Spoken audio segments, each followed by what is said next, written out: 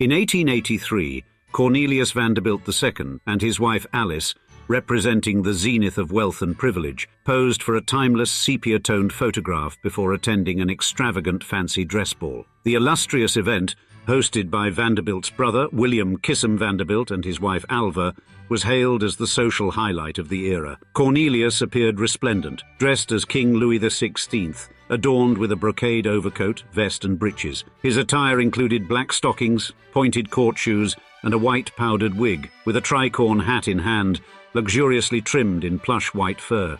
Alice, his elegant counterpart, though not explicitly impersonating Marie Antoinette, was outfitted in a masquerade gown by premier couturier Charles Worth. Her extraordinary electric light dress achieved historical recognition, as hidden batteries enabled a light bulb to glow when held, much like the Statue of Liberty's torch. The couple's attire cleverly mirrored their privileged lifestyle, having just settled into their vast new Fifth Avenue mansion the prior year. The residence, though fresh, was on its way to becoming the largest private home in the US, expanding by absorbing neighboring brownstones. However, the Cornelius Vanderbilt II House, this American palace, would stand for less than 50 years. By 1927, this crown jewel of American aristocracy was reclaimed by the upper echelons of society, demolished to make space for the Church of High Fashion, Bergdorf Goodman. In today's video at Old Money Mansions, we'll explain how and why this sumptuous one-of-a-kind palace was snatched from the eyes of history,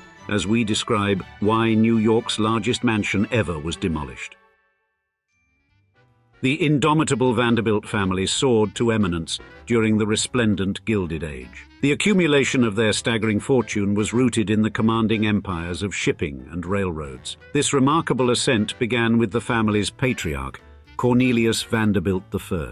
A figure of profound influence, he broadened the family's reach into diverse industries, leaving a footprint not only in commerce but also in philanthropy. Intriguingly, while his descendants became infamous for their extravagant spending habits, often bordering on excess, Cornelius I maintained a famously tight grip on his wealth. This peculiarity was likely an inheritance of sorts from his shrewd Dutch forebears from across the Atlantic. Moving forward, Cornelius Vanderbilt II, born on November 27, 1843, was not merely a namesake but also a pillar in the Vanderbilt legacy. When the Commodore Cornelius I departed, he left his favorite grandson a staggering inheritance of $5 million, equivalent to over $100 million today. As the eldest son of William Henry Vanderbilt, he further received approximately $70 million USD, translating to over an astonishing $2.5 billion in 2023 dollars. Such immense wealth was not initially squandered, but first meticulously invested by Cornelius II, who became a formidable presence in the New York Central Railroad and other family investment pursuits. However, of course, as you might have heard, one of the most notable aspects of the Vanderbilt legacy is the grand mansions they built. And unquestionably, the grand edifices they constructed remain iconic. But there is arguably one that ruled them all in the Vanderbilt's heyday. The Cornelius Vanderbilt II Mansion at 1 West 57th Street in Manhattan, New York City. In the heart of Manhattan at 1 West 57th Street, the construction of the Cornelius Vanderbilt II Mansion, a symbol of grandeur and magnificence, commenced in 1883. Commissioned by Cornelius II and his wife Alice, the original design was a stunning piece of French chateau style, crafted by architect George B. Post.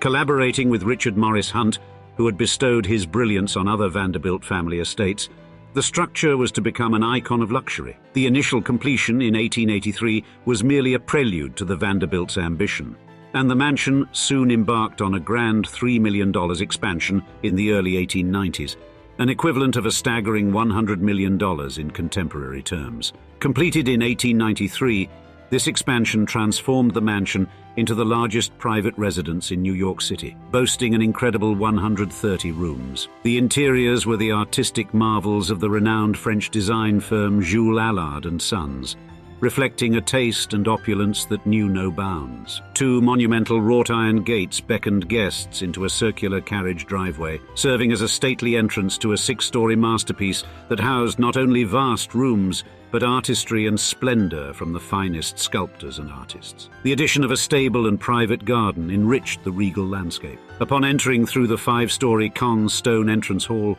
visitors would find themselves amidst a vast array of luxurious rooms.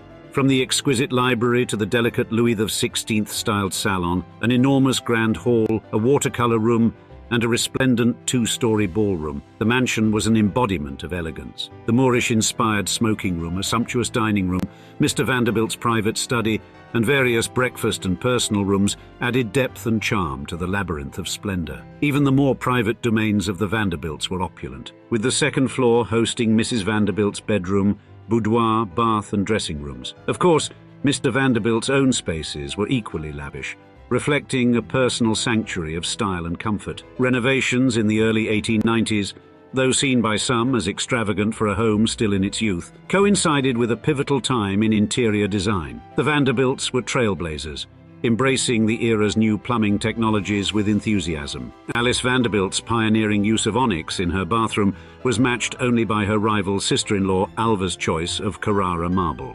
Yet, it was the head of the household who enjoyed the utmost indulgence. Vanderbilt's own sanctuary included not just one but 4 different types of tubs, ranging from a porcelain tub to a needle and shower bath, a douche bath, and a hip bath. In total, the Vanderbilt mansion was more than a residence. It was a statement of affluence and artistry, an oasis of refinement in a bustling city.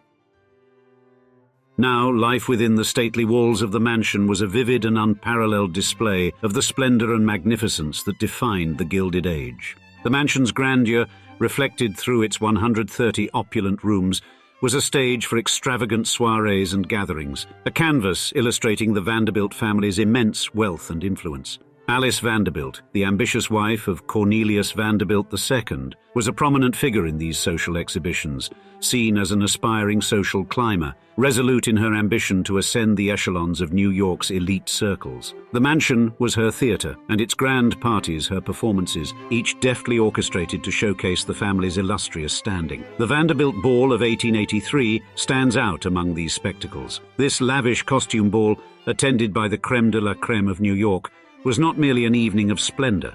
It marked a societal turning point, solidifying the Vanderbilts' acceptance into the cherished ranks of high society. The grandeur of the ball was an exhibition of wealth and affluence, each guest a vision in intricate costumes, reveling in the mansion's luxurious embrace. Beyond the glittering events and social machinations, the daily existence of Alice and Cornelius Vanderbilt II was a finely tuned ballet of managing their immense fortune and preserving their eminent social status. The mansion, in its regal bearing, was a well-oiled machine, painstakingly managed by a dedicated staff. These unseen custodians of luxury attended to every facet of the family's lifestyle, preserving the sumptuous interiors and seamlessly orchestrating the grand events within the mansion's venerable walls, ensuring that the Vanderbilt name remained synonymous with elegance and prestige. The gradual decline in the prominence of the mansion, once a beacon of architectural excellence and opulence, is a complex story woven with familial and societal shifts. While Cornelius simultaneously resided at the Breakers, a 125,000-square-foot summer retreat in Newport, Rhode Island, 13 years after moving into the New York mansion we've just described, the family's life took a tragic turn. Cornelius suffered a devastating stroke that confined him to a wheelchair for the last 3 years of his life. His will left his wife with a $7 million trust fund, equal to the modern equivalent of over $200 million, granting her the use of the mansion on 1 West 57th Street and the Breakers. After Cornelius's passing, Alice's life took on a tone of solemn solitude. She never remarried, choosing to live in the mansion and in Newport. Yet, the grand house's doors remained closed to friends, its walls echoing only the somber occasions of her 2 sons' funerals. Apart from Alice, the mansion's silence was broken only by the 37 servants needed to maintain its grandeur. Time, however, did not stand still for this monument of the Gilded Age. As skyscrapers began to sprout along Fifth Avenue, the mansion at 1 West 57th Street became an anachronism in an increasingly commercial landscape. Still, Alice remained, steadfast and unyielding. The financial bedrock that Cornelius built for his wife produced a yearly income of $250,000, equivalent to a few million in today's currency, just sufficient to maintain both of their magnificent residences. Alice clung to the memories and elegance as long as she could, but financial realities and the march of progress finally forced her hand. In 1926, she sold the mansion, knowing all too well that the developers, Brasted Realty Corporation, were interested in the land, not the house that so gracefully adorned it. A week before the merciless wrecking ball was set to erase 43 years of history, Mrs. Vanderbilt opened the mansion to the public for 50 cents admission, the proceeds of which would go to charity. In a final act of preservation, she donated as many interior elements as possible, including the baronial Augustus St. Gordon's designed fireplace and the Moorish ceiling piece from the smoking room. Even the 10-foot-tall metal front entryway gates found new life elsewhere. With its demolition, the mansion was replaced by the Bergdorf Goodman department store. Selling the home for $7 million, Alice moved to the George J. Gould House, acquired for a mere $800,000. The loss of the mansion continues to echo through New York City's architectural heritage. Once the city's largest private residence, its demolition serves as a poignant reminder of the transient nature of architectural wonders. And now, we'd love to see you in the comments. Were you aware of the history of the Cornelius Vanderbilt II Mansion? And do you think it should have been preserved as a museum? We can't wait to hear from you. And if you'd like to keep watching similar content, why not click the video on screen to hear about how New York's most opulent mansion, the Charles M. Schwab Mansion, was in its heyday. We'll see you over there, and thanks again for joining us here at Old Money Mansions.